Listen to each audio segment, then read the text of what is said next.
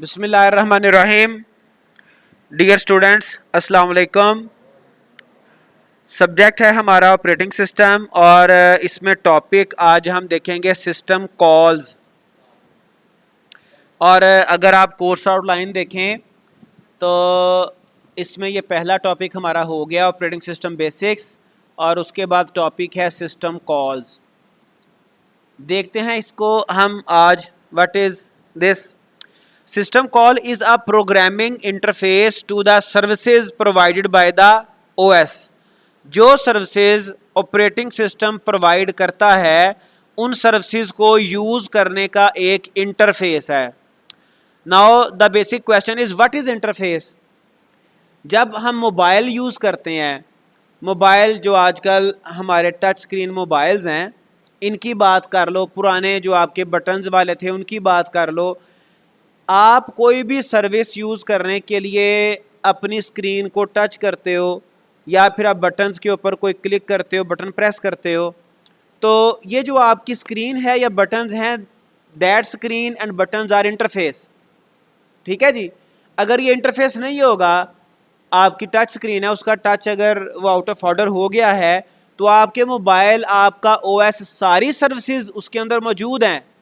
Services उसकी finish नहीं हुई, डिस्कार्ड नहीं हुई, डिमोलिश नहीं हुई, सिर्फ इंटरफेस में प्रॉब्लम आ गई है।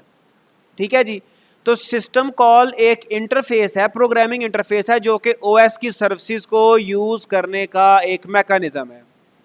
मोबाइल के केस में तो ये आपका एक यू कैन से कि फ्रंट एंड है। एक असल में ये एक मैकेनिज्म होता है जो दो डिफरेंट एंटिटीज को आपस में कनेक्ट करवाता है। ठीक है। लेकिन डिफरेंट सिनेरियोज में इसका जो इम्प्लीमेंटेशन है या जो इसका वो सीन है वो चेंज हो सकता है। अब चूंकि ये प्रोग्रामिंग इंटरफेस है, तो यहाँ पे हम कोई प्रोग्राम, कोई कोड हाई लेवल लैंग्वेज में लिखेंगे तो ओएस की जो सर्विसेज हैं वो हम वो अचीव कर सकते हैं। अब इसकी क्या मतलब सिनेरियो हो सकता है? Typically written in a high level language C और सी प्लस प्लस। ठीक है जी।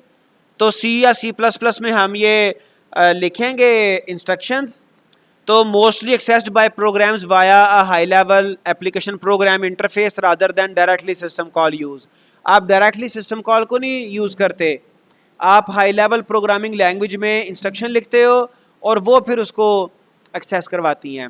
जैसे ये देखें example of standard C library. यहाँ पर देखें ये एक फंक्शन है प्रिंट एफ, जो कि आपको पता है ये लाइब्रेरी फंक्शन है। ठीक है जी। ये बिल्ट इन फंक्शन है, बिल्ट इन आपकी लाइब्रेरी है। stdio standard input output dot H header file, इसमें ये प्रिंट एफ फंक्शन पड़ा हुआ है। तो जब ये फंक्शन आपने लिखा तो ये जंप करेगा स्टैंडर्ड सी लाइब्रेरी पे, और स्टैंडर्ड सी लाइब्रेरी क्या करेगी, ये भी यूज़र मोड में है। स्टैंडर्ड सी लाइब्रेरी अल्टीमेटली आपके सिस्टम कॉल को कॉल करेगी, और प्रिंट एफ के लिए जो स्पेसिफिक सिस्टम कॉल यूज होती है, that system call is right. इसको हम इनको डिटेल में देखेंगे कौन कौन सी सिस्टम कॉल्स हैं, किस टाइप की हैं। लेकिन यहाँ से आपको ये बात समझ आ जानी चाहिए कि जो सिस्टम कॉल्स हैं वो हम अपने प्रोग्रामिंग इंस्ट्रक्शंस को इस्तेमाल करते हुए सिस्टम कॉल्स को यूज़ कर सकते हैं, रिक्वेस्ट कर सकते हैं। जैसे ये एक और देखें, एक एग्जांपल है copying contents of one file to another. तो इसमें system call sequence to copy the contents of one file to another file क्या होगा? जैसे ये एक सोर्स फाइल है जिसका कंटेंट आपने कॉपी करना है, डेस्टिनेशन फाइल है जिसमें कॉपी करना है। ठीक है जी। सीक्वेंस क्या होगा? Example system call sequence. सबसे पहले क्या होगा? Acquire input file name. जिस फाइल से आपने कंटेंट कॉपी करने हैं उसका नाम आपको चाहिए। उसके लिए आप क्या करोगे? Write prompt to screen. जो भी आपका फ्रंट एंड है उस स्क्रीन के ऊपर आप प्रॉम्प्ट करोगे। ठीक है जी। एक मैसेज आ सकता है, मैसेज बॉक्स आ सकता है जिसमें आप पूछोगे, जिसमें आप डिमांड करोगे, रिक्वेस्ट करोगे कि जी kindly enter the name of the input file with qualified address. ठीक है जी। फिर आप प्रॉम्प्ट के बाद इनपुट फाइल एक्सेप्ट करोगे, फिर आप आउटपुट फाइल एक्वायर करोगे नेम, फिर प्रॉम्प्ट चलेगा, स्क्रीन के ऊपर शो होगा right the name of the output file. और फिर आप इनपुट एक्सेप्ट करोगे, फिर इनपुट फाइल ओपन होगी। अभी तो सिर्फ उसके नाम आए थे ना यूज़र से, इनपुट फाइल ओपन हो जाएगी। If file doesn't exist abort हो जाएगा। ठीक है जी, अबॉर्ट आपका ये जो सारा सिनेरियो है यू कैन से प्रोग्राम, ये आपका एग्जिट कर जाएगा। अबॉर्ट भी एक हम आगे चल के देखेंगे, ये भी सिस्टम कॉल। फिर अगर तो नहीं, फिर आप क्रिएट आउटपुट फाइल, नई फाइल क्रिएट करोगे आउटपुट की। और इफ़ फाइल एग्जिस्ट, अगर पहले से एग्जिस्ट है तो फिर अबॉर्ट हो जाएगा। और अगर ऐसा नहीं है तो फिर लूप चलेगा।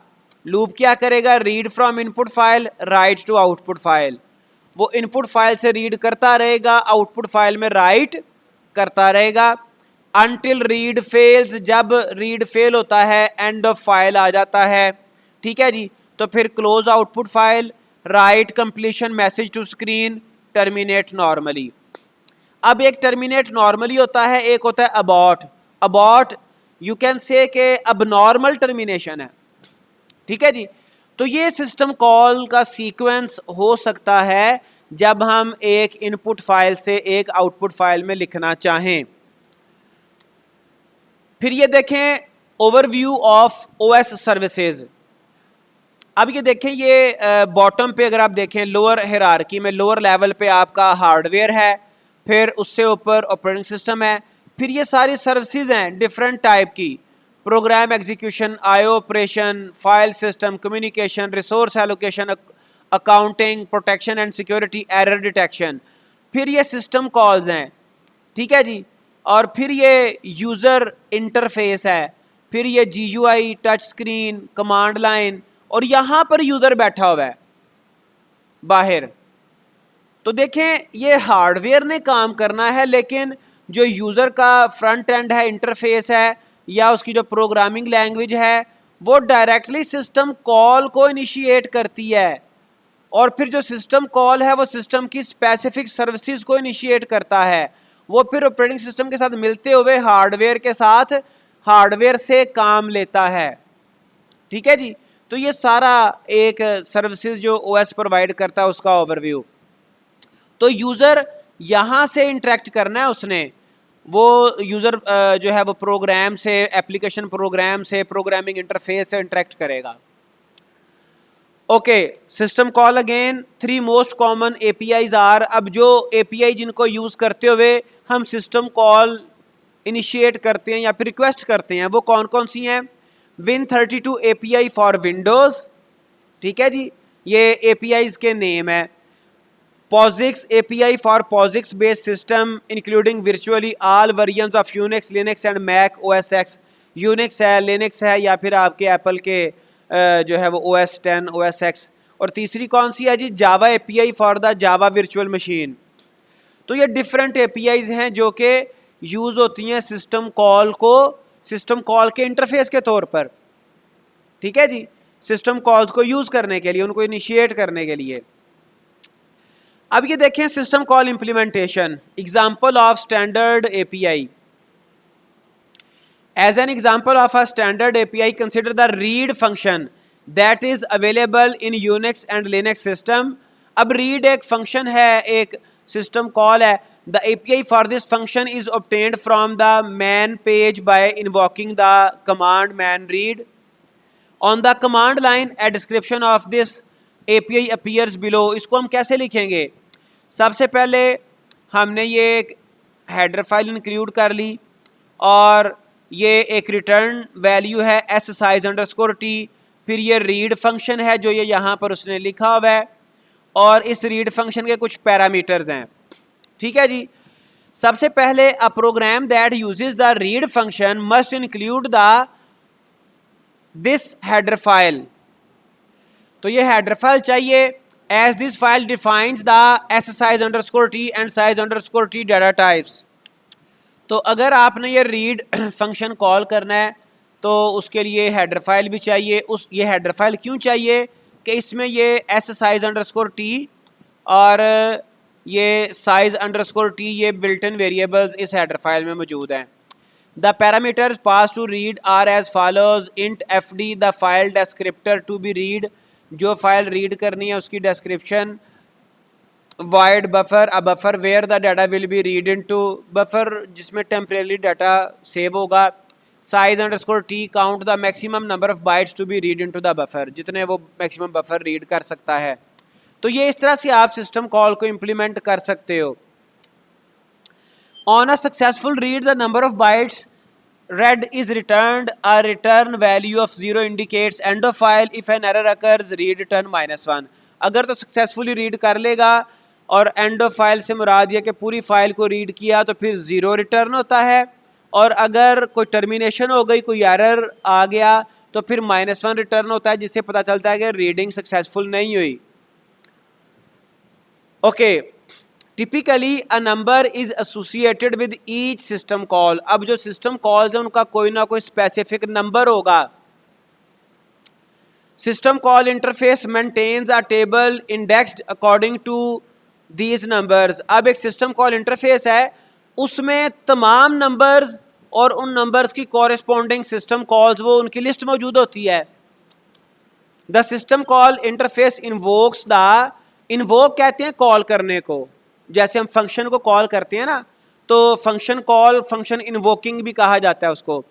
The system call interface invokes the intended system call in OS kernel and returns status of the system call and any return value.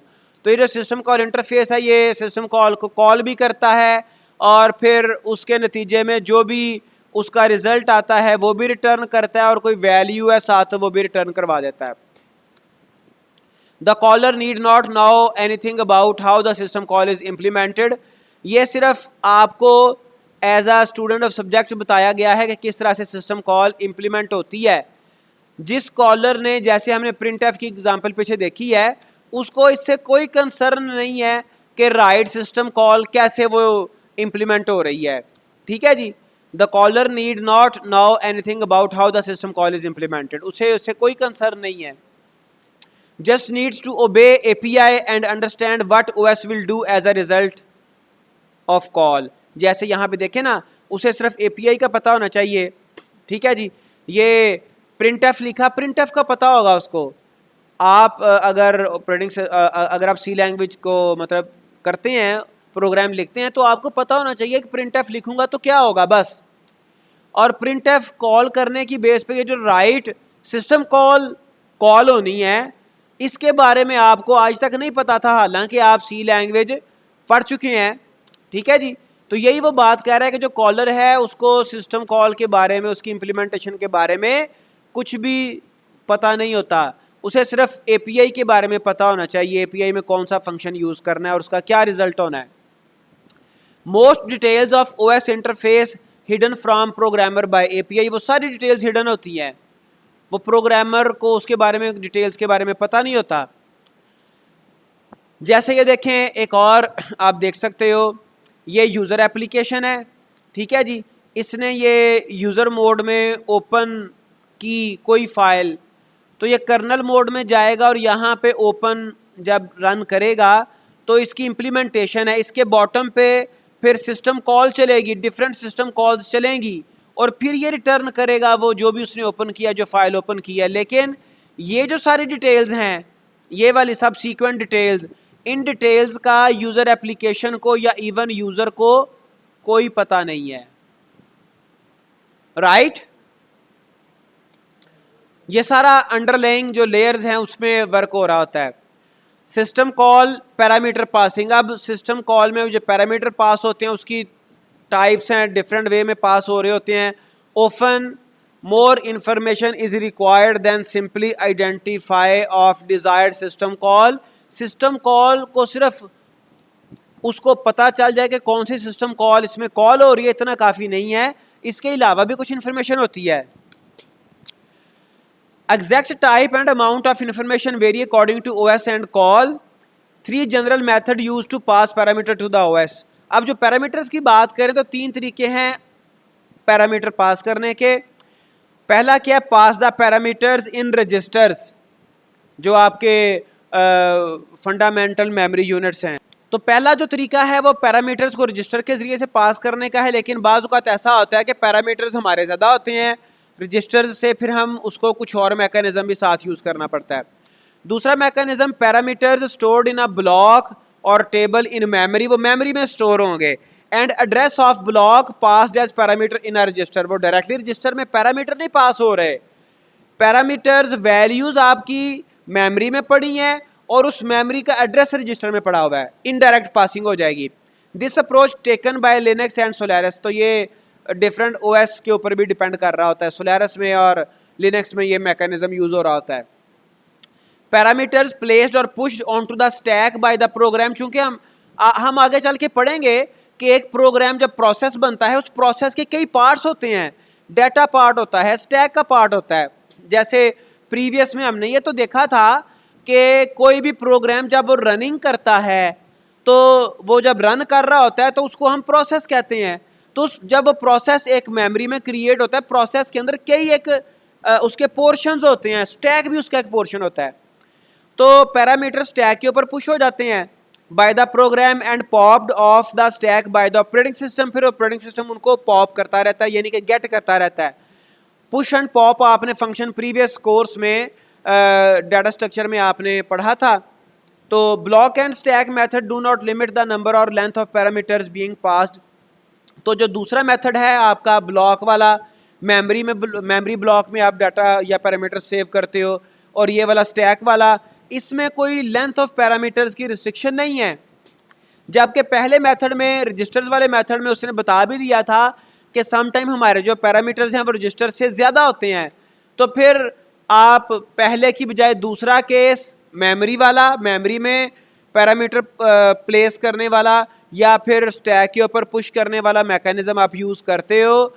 दूसरे और तीसरे मेथड में आपके पैरामीटर्स की लेंथ के ऊपर कोई भी बाउंड या रिस्ट्रिक्शन नहीं होती। ओके, जैसे ये देखें system call parameter passing via table. अब ये देखें है क्या, ये आपका एक्स है जिसको आपने कॉल करना है, पैरामीटर्स फॉर कॉल, और ये इसका जो एड्रेस है लोड एड्रेस ऑफ एक्स, इस एड्रेस को रजिस्टर में लोड कर दिया गया। रजिस्टर में क्या पड़ा हुआ है, address of memory where the parameters are placed, ठीक है जी। फिर ये सिस्टम कॉल, उसके जो नंबर होते हैं, सिस्टम कॉल 13 ये कॉल हुई, तो इसने use parameter from table x, इसने इस टेबल से, इस रजिस्टर से, अब है तो रजिस्टर में से जो आ रहा है एक्स, ये असल में क्या है, ये इस जगह की मेमोरी का एड्रेस है, ठीक है जी। तो ये क्या कर रहा है जी, code for system call 13, code में ये जो पैरामीटर्स यूज हो रहे थे वो रजिस्टर से उसका एड्रेस आया और उस एड्रेस पे जाके यहाँ से फिर वो पैरामीटर्स वो एक्सेस किए गए। Types, now the important is types of system call. अब इसकी काफ़ी सारी टाइप्स हैं सिस्टम कॉल्स की। System calls can be grouped रफली इनटू 6 मेजर कैटेगरीज, 6 इसकी कैटेगरीज हैं जिनमें सिस्टम कॉल को ग्रुप किया जा सकता है। 1 is process control. Again what is process control, as we already have discussed कि जो आपका प्रोग्राम होता है, आप सी लैंग्वेज में लिखें, आप किसी लैंग्वेज में लिखें, प्रोग्राम जब आपका एग्जीक्यूट करता है तो executed program, while the program is executing, तो उसको प्रोसेस कहेंगे। तो प्रोसेस को कंट्रोल करने के लिए कुछ काफ़ी सारी सिस्टम कॉल्स हैं। फिर फाइल मैनिपुलेट करने के लिए, फाइल को ओपन क्लोज, जैसे हमने प्रीवियस स्टार्ट पे एक एग्जांपल देखी है, एक फाइल के कंटेंट दूसरे फाइल में कॉपी करना, तो उसमें हमें फाइल ओपन करना पड़ी, फाइल हमें क्लोज करना पड़ी, ठीक है जी, फाइल क्रिएट करना पड़ी, तो फाइल मैनिपुलेशन। फिर डिवाइस मैनिपुलेशन, कई आपकी डिवाइसेस हैं उनको मैनिपुलेट करना। इंफॉर्मेशन मेंटेनेंस, कई तरह की इंफॉर्मेशन को आप मेंटेन करते हो, प्रोसेस कुछ इंफॉर्मेशन यूज़ कर रहा होता है। कम्युनिकेशन, फिर प्रोसेसेस आपस में कम्युनिकेट कर रहे होते हैं। और प्रोटेक्शन, फिर ये मेजर 6 कैटेगरीज के सिस्टम कॉल्स हैं। फिर इनके अंदर काफ़ी सारी फर्दर कॉल्स सिस्टम कॉल्स आ जाती हैं। जैसे प्रोसेस कंट्रोल में आप देखो एंड है, अबॉट है। हमने अभी देखा था जब 2 फाइल्स के कंटेंट कॉपी करने थे, एक सोर्स फाइल, उसमें अबॉट आया था। तो जो एंड है वो एक नॉर्मल क्लोजिंग ऑफ फाइल है, अबॉर्ट एबनॉर्मल क्लोजिंग है। फिर लोड एग्जीक्यूट, आप किसी फाइल को प्रोसेस को लोड करते हो, प्रोसेस को एग्जीक्यूट करते हो। Create process, terminate process, create होता है प्रोसेस, टर्मिनेट होता है। Get process attributes, set process attributes. Sometime आपको प्रोसेस के एट्रीब्यूट्स चाहिए होते हैं, उसकी कई तरह के एट्रीब्यूट्स हैं जिनको आप फर्दर यूज़ करते हो या फिर सेट कर सकते हो। वेट फॉर टाइम, प्रोसेस को सम टाइम वेट करना पड़ता है, उसके कोई सिस्टम कॉल है। Wait event, signal event, allocate and free memory. तो ये सारे इस तरह के जो आपकी सिस्टम कॉल्स हैं ये प्रोसेस कंट्रोल के ज़िम्मे में उस कैटेगरी में आती हैं। उसके बाद ये देखें एक example of standard C library. ये बेसिकली हम इसको देख आए हैं, लेकिन उस वक्त सिर्फ आपको सिस्टम कॉल समझाना था, इसलिए वो एग्जांपल इंक्लूड की थी, लेकिन यहाँ पे डिटेल से मैं आपको बताता हूँ। The standard C library provides a portion of the system call interface for many versions of Unix and Linux. As an example, जी ये क्वेश्चन आ गया, यूनिक्स और लिनक्स, ये जिस तरह से आपका विंडोज़ है ऐसे ही आपके ऑपरेटिंग सिस्टम है, और ये ओपन सोर्स है और इसके बड़े वर्जन्स हैं। ठीक है जी, पूरा इसकी डिटेल्स हैं। तो standard library provides a portion of the system call interface for many versions of Unix and Linux. इसके कई वर्जन्स हैं। As an example, let us assume a C program invokes the printf statement. ये वही है जो हमने पीछे देखी है, लेकिन आपको मैंने बताया उस वक्त तो मैंने उसको थोड़ा सा पहले इसलिए एक्सप्लेन किया था ताकि आपको सिस्टम कॉल का पता चल जाए। The C library intercepts this call and invokes the necessary system call और calls in the operating system in this instance, यानी कि इस केस में, हमारे केस में, the right system call.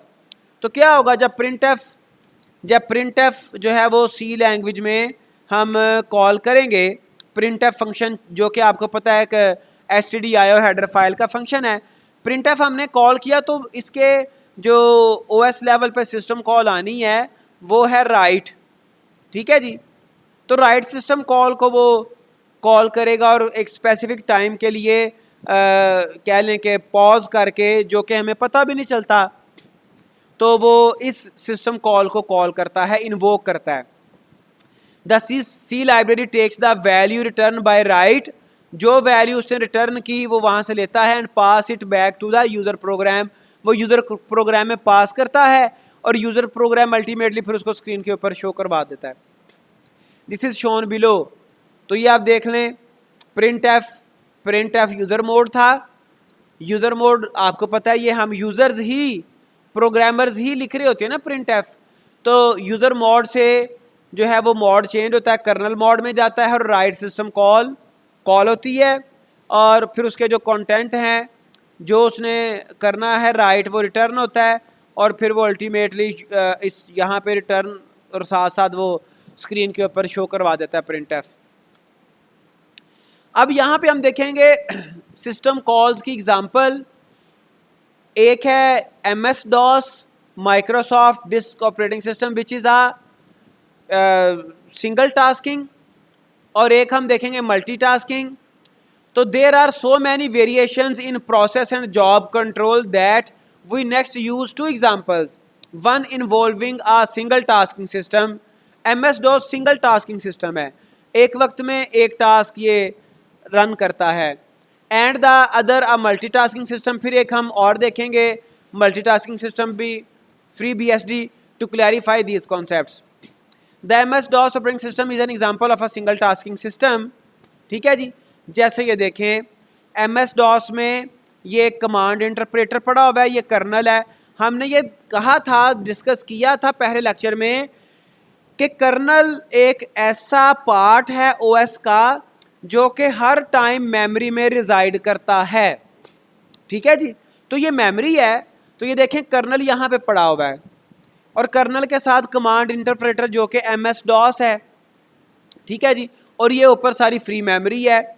It has a command interpreter that is invoked when the computer is started in figure A. तो जब computer start होता है तो ये command interpreter MS DOS invoke हो जाता है मेमोरी के अंदर, और बाकी मेमोरी जो है ये फ्री है। As MS-DOS is single tasking, it uses a simple method to run a program and does not create a new process. तो यहाँ पे तो प्रोग्राम ये सिंगल टास्किंग है, एक वक्त में एक ही प्रोग्राम रन होगा, एक ही प्रोसेस आएगा, तो न्यू प्रोसेस वाला कॉन्सेप्ट ही नहीं है. प्रोसेस आया, प्रोग्राम आया, टर्मिनेट हो गया, आया एक जाता है, दूसरा आ जाता है, या फिर सिस्टम आपका वो फ्री रहता है, वेकेंट रहता है. दो ही सिनेरियो है ना, या तो प्रोग्राम रन हो रहा है, रन करके फिनिश हुआ और आपका सिस्टम फ्री है, या फिर वो दूसरे प्रोग्राम को रन कर रहा है, फ्री है या रन कर रहा है. It loads the program into memory, writing over most of itself to give the program as much memory as possible. तो ये क्या करता है, बहुत सारी मेमोरी प्रोसेस को अलॉट कर देता है, चूंकि यहाँ पे मल्टीपल प्रोसेसेस तो हैं ही नहीं. ठीक है जी, तो कर्नल पड़ा हुआ है, कमांड इंटरप्रेटर पड़ा हुआ है, और प्रोसेस को बहुत सारी मेमोरी असाइन कर दी है, और फिर कुछ फ्री मेमोरी भी पड़ी हुई है. तो ये जो है आपका सिंगल टास्किंग सिस्टम में इस तरह से काम हो रहा होता है. फिर एक है फ्री BSD, एक और आपका सिनेरियो है. Free BSD derived from Berkeley Unix is an example of multitasking system. ये भी एक OS है जो कि यूनिक्स बेस्ड है. तो when user logs on to the system, the shell of the user's choice is run. एक शेल रन होता है, एक इंटरफेस रन होता है, यूजर की चॉइस, जहाँ पे वो डिफरेंट प्रोग्राम प्रोसेसेस रन करवा सकता है. This shell is similar to the MS-DOS shell. MS-DOS का भी एक शेल होता है. In that it accepts commands, ये भी कमांड एक्सेप्ट करता है, and executes program that the user request. तो ये कमांड, अब MS-DOS की अगर बात करें, MS-DOS चूंकि आप लोगों ने तो देखा नहीं है, MS-DOS की कई एक कमांड्स थी.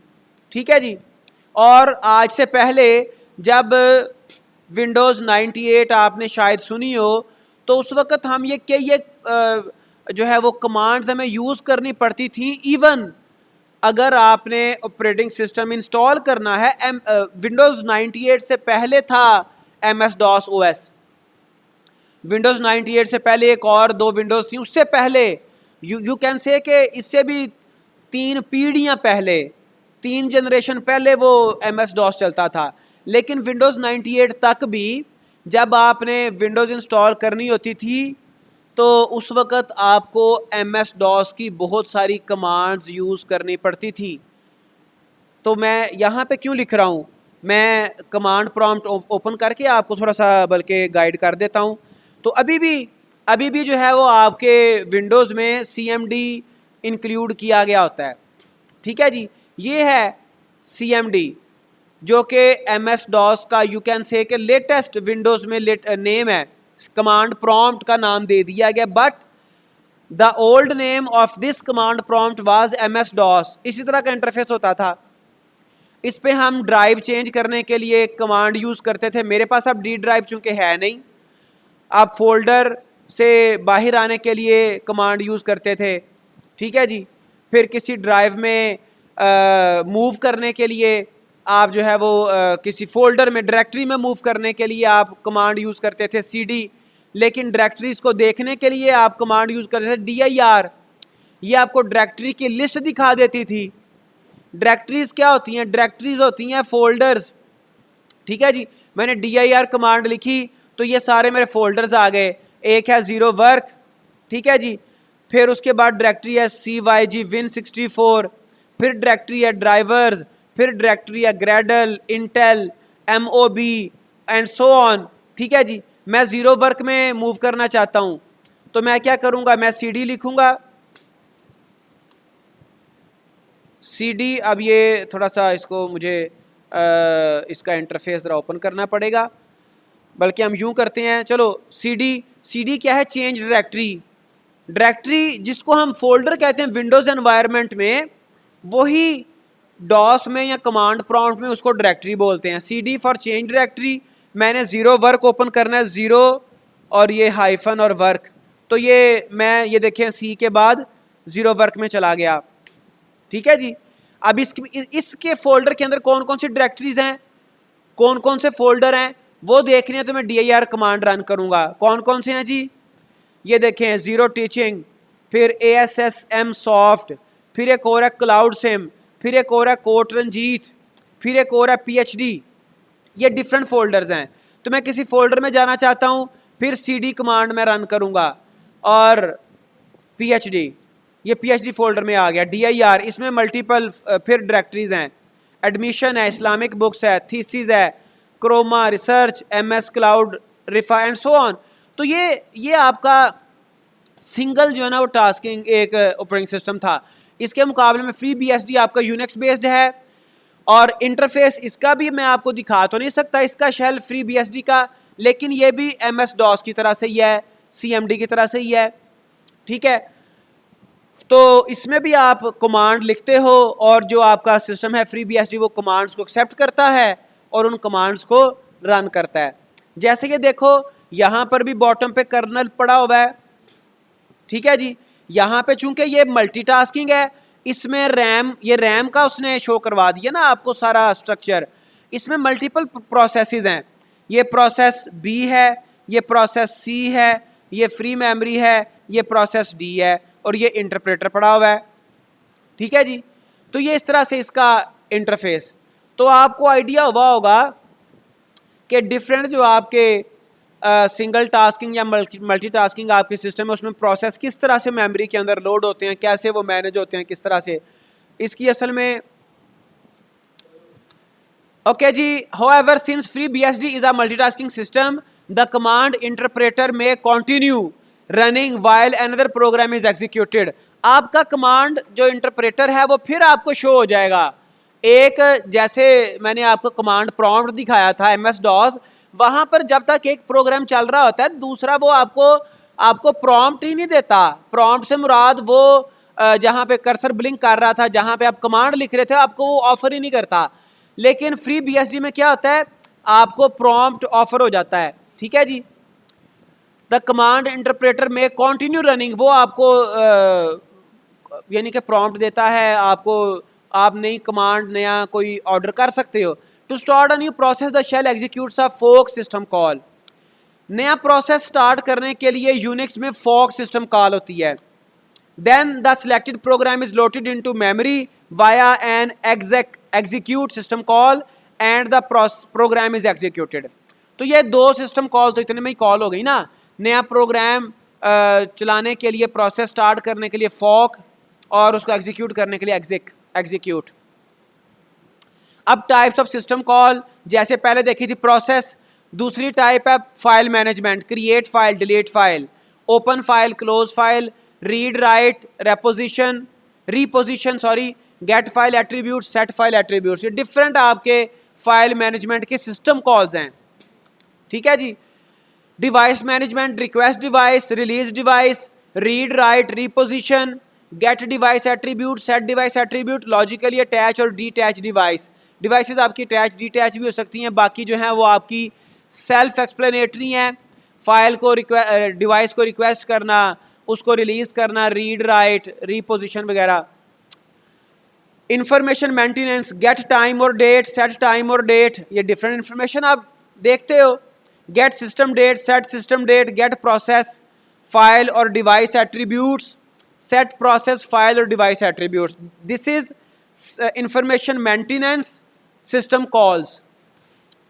Communication, create, delete, communication connection, जैसा कि आपको बताया था डिफरेंट प्रोसेसेस आपस में कम्युनिकेट कर सकते हैं।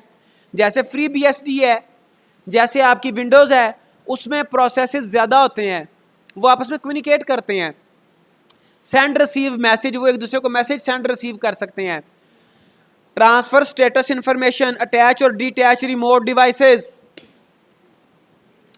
कम्युनिकेशन के बाद है protection, control access to resources. Protection के नाम से जाहिर है कि आप रिसोर्सेज को कंट्रोल करना है, प्रोटेक्शन देनी है। सेट परमिशन, गेट परमिशन, आप परमिशन सेट करते हो कौन इसको यूज़ कर सकता है, गेट करते हो परमिशन कि इस वक्त उस पर कौन कौन सी परमिशन सेट की हुई हैं। अलाउ यूज़र, डिनाई यूज़र, ठीक है जी। आप डिफरेंट यूज़र्स को डिफरेंट जो चीज़ें हैं, परमिशंस हैं, वो अलॉट कर देते हो। वो कुछ यूज़र्स को आप अलाउ ही नहीं करते कोई सिस्टम रिसोर्स एक्सेस करना।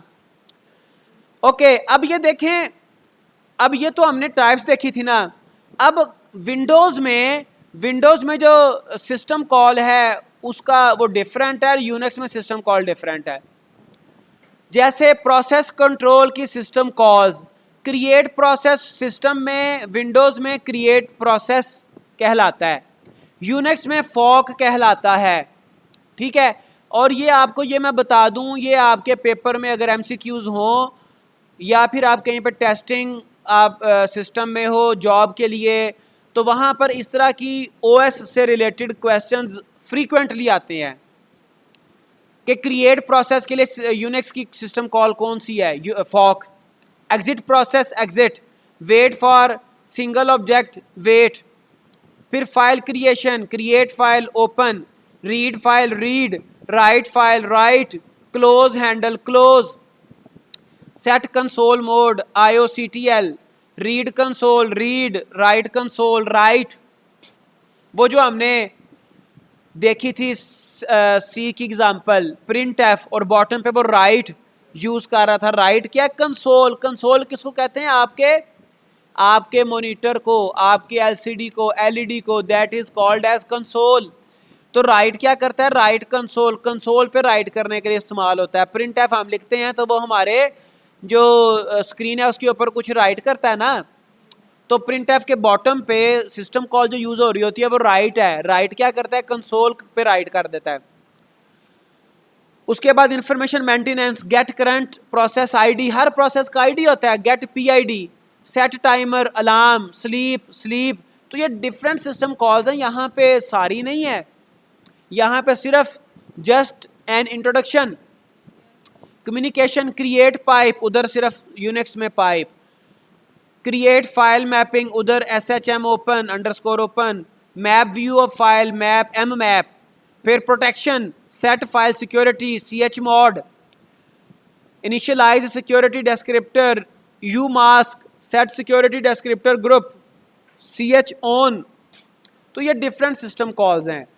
तो इनको जो है वो हम हमारे जो डिफरेंट ऑपरेटिंग सिस्टम हैं वो अकॉर्डिंगली यूज़ करते हैं। तो आज के लिए इतना ही। टेक केयर, अल्लाह हाफिज़।